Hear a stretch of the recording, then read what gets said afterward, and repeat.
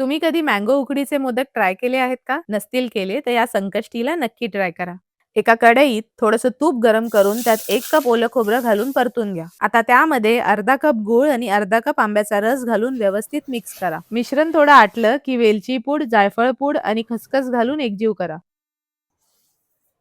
सारण तयार आहे. आता उकड काढण्यासाठी एका पातेल्यात 1 कप पाणी आणि 1 कप आंब्याचा रस घालून मिक्स करा. वरून केसर, मीठ आणि चमचाभर तूप घालून पुन्हा मिक्स करा. एक उकळी आल्यानंतर 2 कप तांदळाचं पीठ घालून व्यवस्थित मिक्स करा. झाकण ठेवून 15 मिनिटं तसेच राहू द्या. नंतर उकड कोमट असतानाच मऊसर मळून घ्या.